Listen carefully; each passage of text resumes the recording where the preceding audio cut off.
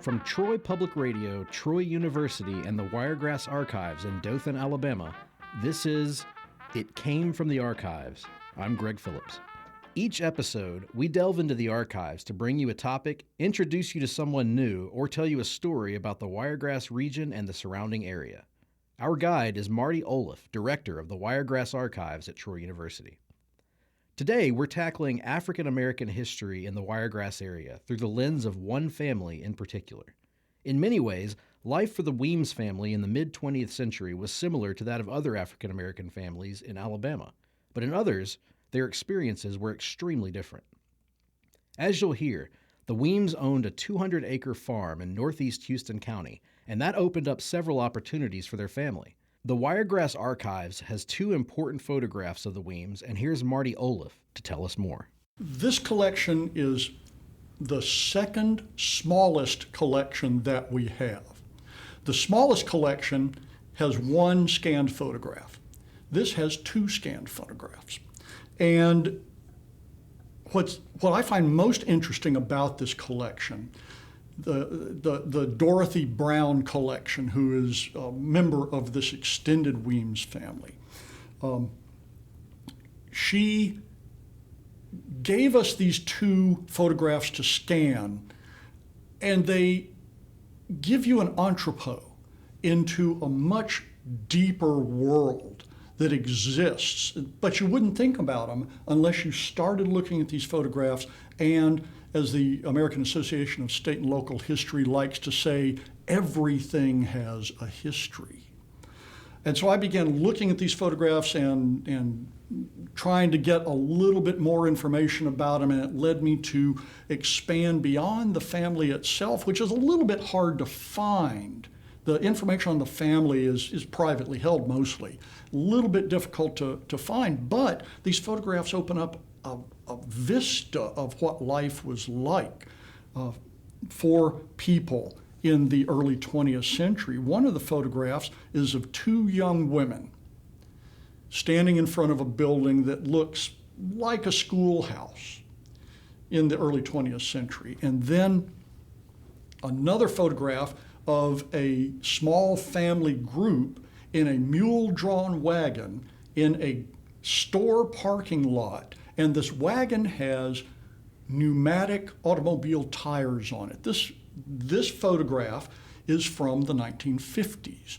Well, obviously people were still using mule-drawn wagons on a regular basis. Wow. In the late 1950s. Well, let me tell you about how we got these two photographs. Ms. Dorothy Brown loaned us these photographs and then gave us the scans here at the Wiregrass Archives as part of a project in 2003, a little bit more than a year after I got here, to produce a book of county history for the 100th anniversary of Houston County. You know, Houston County was created in 1903. It's the youngest county in Alabama, and it was carved out of mostly Henry County. And my friends in Henry County are still unhappy about that. So they're holding a grudge. Nevertheless,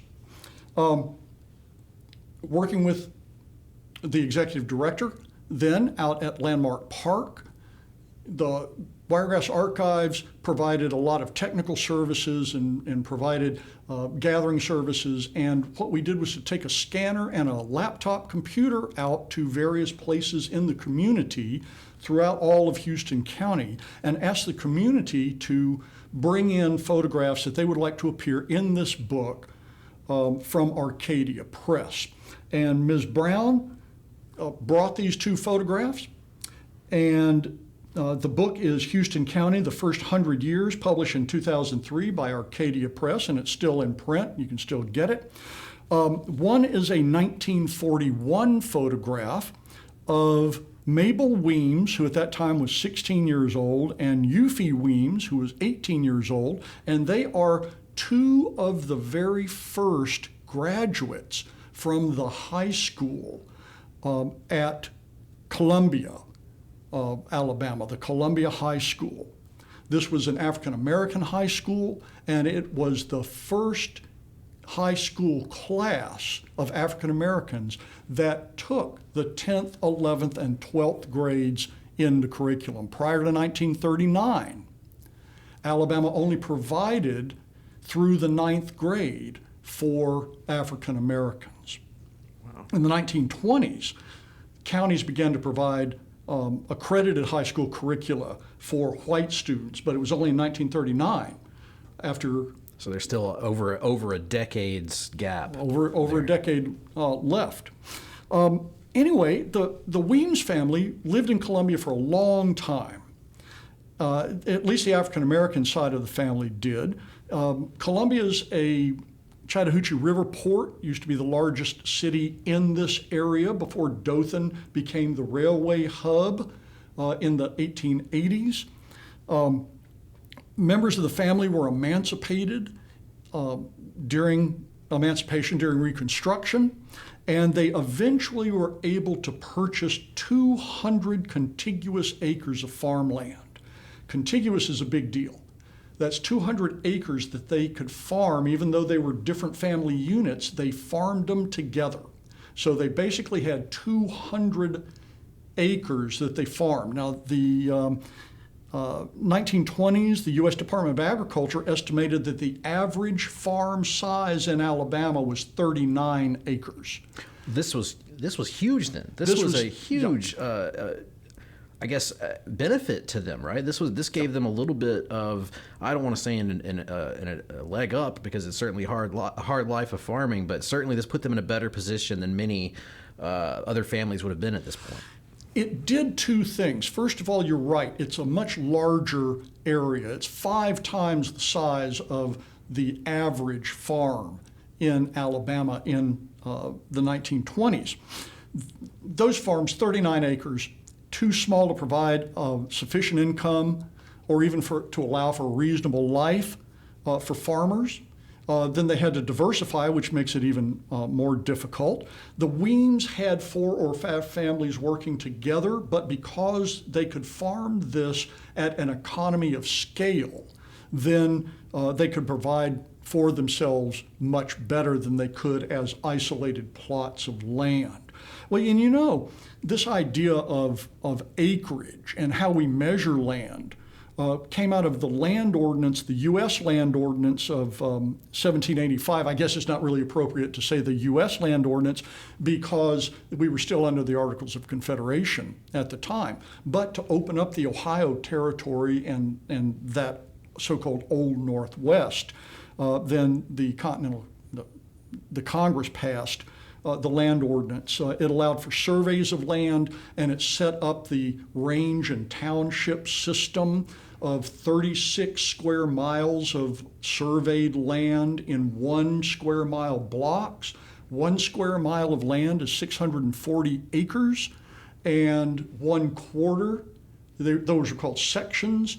1/4 section was 160 acres, and then 1/4 of that was 40 acres. So when you hear old farmers talking about, or you know, like in the movies or in song or something, needing to go out to the lower 40, you know, got to go plow the lower 40. Well, that meant they had 160 acres of land, and that was divided into 40-acre plots. Well, imagine the Weems had more than one of those 1/4 sections, and most people only had one of those 40-acre subsections. That was the average. Most people had a lot smaller than that.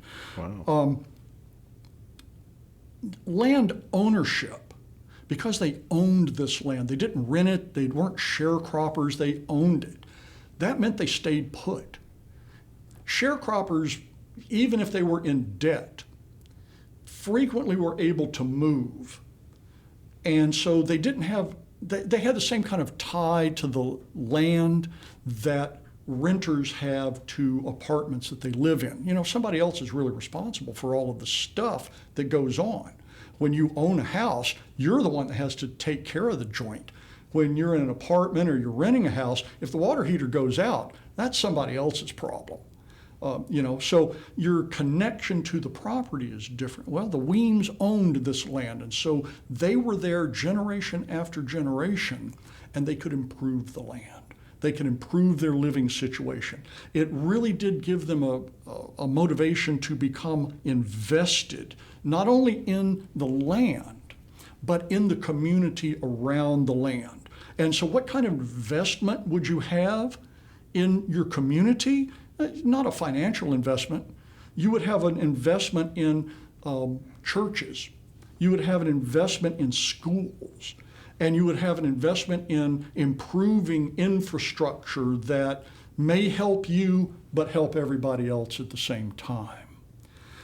One of these things that they wanted to improve was, of course, schools and the quality of education that went along with that. And that's where these two photographs, to me, kind of merge, even though the education-specific photograph came a number of years, 18 years, before the family photograph did, but they're still intimately tied together. According to David Hunter, who is a historian of Columbia and the editor of the Columbia Historical Society's newsletter, which means he's the guy that writes the whole thing, the town of Columbia had offered education to white students beginning in the 1830s. And it began offering education to black students during Reconstruction. Private citizens or the town used taxes. This didn't come from the county or the state, to own and maintain their own schools. Then when Houston County formed in 1903, Houston County took over all of the white schools. Well, the black community still supported African American schools. Education ended in the 9th grade maximum. That was as far as it went. And in the 1920s, like I said earlier, the county began providing for white high schools, and it was 1939 before grades 10, 11, and 12 were made available for African American students. Now, the school year, the school curriculum being vastly different was one thing, but where we see real differences is in what the facilities looked like. Alabama Department of Education reported in 1938 that Houston County had 32 buildings for 1,825 African American students. The county didn't own those buildings. Private people did. 28 of those buildings were owned by trustees or private groups, and this included 16 one-room churches that functioned as schools. None of these had more than 2 rooms. That's right. 10 had no heat at all. 20 had a stove, and 2 had steam heat, so they were kind of real buildings at the time. Wow. With steam heat, with a boiler in the basement. What's even more disturbing to me, personally, is the sanitation facilities and water access. Half of these schools, 16, had what they called surface toilets. These were privies, latrines, that may have had a bucket under the seat, but frequently didn't. So it just fell onto the ground. Yeah. And these are all the kids in the community that are coming up to these schools. Yeah, they're going to school. Yeah. Well, this wasn't that unusual. There was a big push in the 1920s to create the home demonstration agents and county agents went on kind of a mission to create sanitary privies. And what were sanitary privies at that point? They were on a concrete pad and they were a pit latrine. Well, these were still on the surface. And so there may be a bunch of water all around them, because as you walk in and you stop, you kind of dig a little hole to get in, and these don't move. The idea was that there were supposed to be buckets there that were going to be pulled out, but eventually there are no buckets. Oh. And some of them were pit latrines. 8 were pit latrines. 6 of these 32 buildings had no restroom facilities at all. That means they were going out in the woods. Mm-hmm. One of these schools had water available to it on the grounds. 24 others had water nearby. They didn't complain about it. Say, yeah, just go over there and get water. And 7 of them used a well bucket. They brought water back in well buckets. They didn't have running water to the facility. They brought it back in well buckets. 4 of them used a spring and 8 of them had a pump.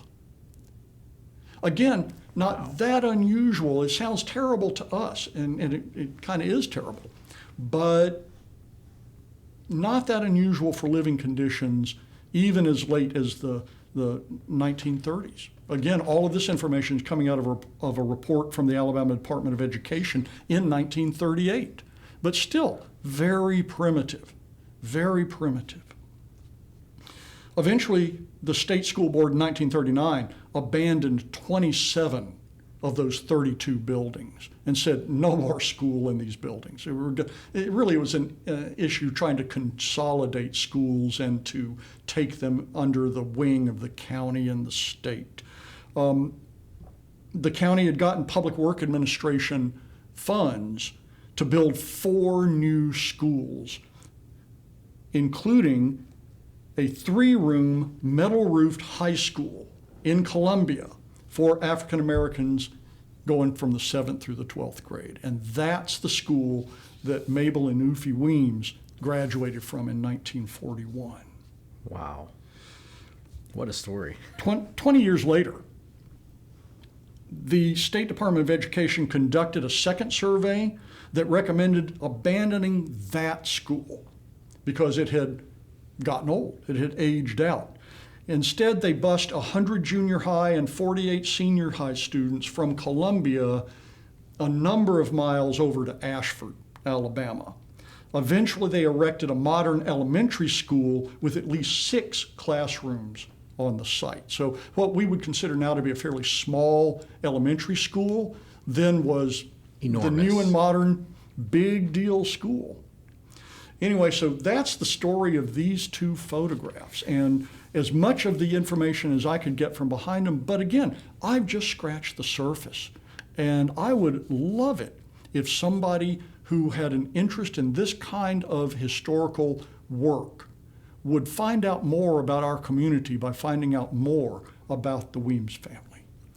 Fantastic. This is so interesting to me that 2 photographs can have this much of a story to tell. That is fascinating, and it just goes to show how important preserving our history is. And again, that's one of the things that we try to do at the Wiregrass Archives, preserve the community's history and their stories that go along with that history. We say that we identify, preserve, and make available the records of importance to the local community. So we've reached the end of this episode, but definitely not the end of the Wiregrass Archives. There is still so much to discover and so many more stories to be told on this podcast. You can find more information on your own at troy.edu/wiregrassarchives. If you like this podcast, be sure to tell a friend, and we'd love it if you left a review at the App Store. It helps other people find the show.